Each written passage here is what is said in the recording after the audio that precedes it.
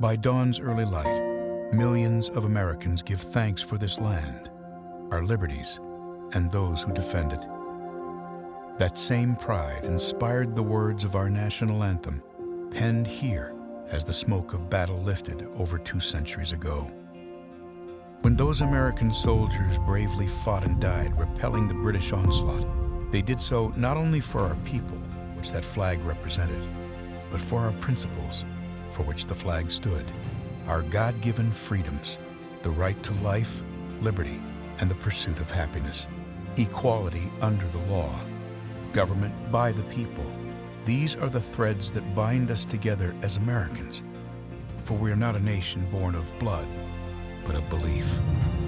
And even though that old flag has sometimes been battered and beaten, faded and forgotten, fired upon and set ablaze, there are heroes throughout our history who have picked up those tattered strands, mended them, and raised our flag anew. Just as the soldiers at Fort McHenry fought in defense of the beliefs that bind us today, there are new leaders who have devoted their life to do the same.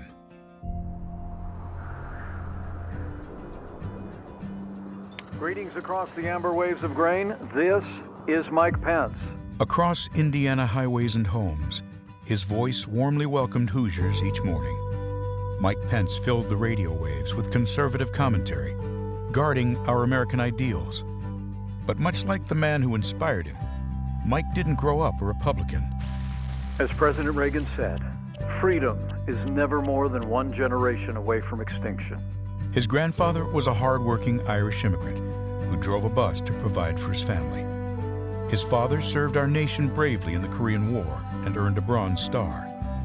Mike was the third of 6 children, raised here in Columbus, Indiana, with a cornfield in his backyard. The foundation of America is freedom, and the foundation of freedom is faith.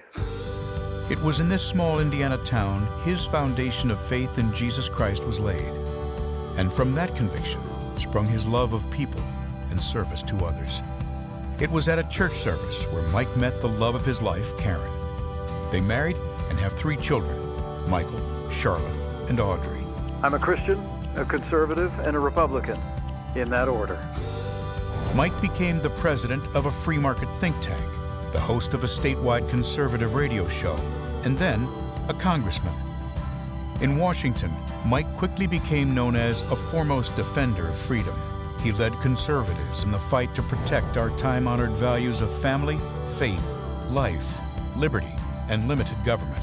Our nation's strength begins at home, because strong families make a strong America. Mike earned the trust of the people of his state and became the 50th governor of Indiana. He delivered the largest state tax cut in Indiana history, expanded school choice, led the country in manufacturing, and helped more Hoosiers get to work than ever before. But he wasn't through.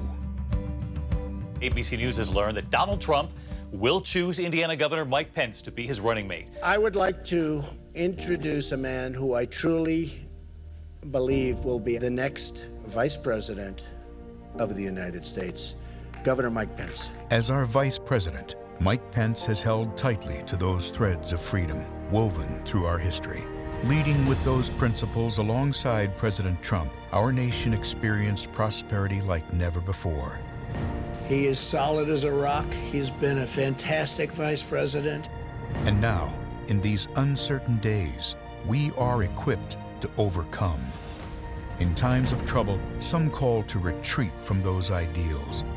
But Americans throughout history have lifted them in triumph, hope, and resilience. Mike Pence knows those stars and stripes do not merely represent who we are, but more importantly, what we can be. As the sun rises again on America, we lift our eyes to those lofty truths, to guide our country and every one of us to greater heights. In this land of the free and home of the brave.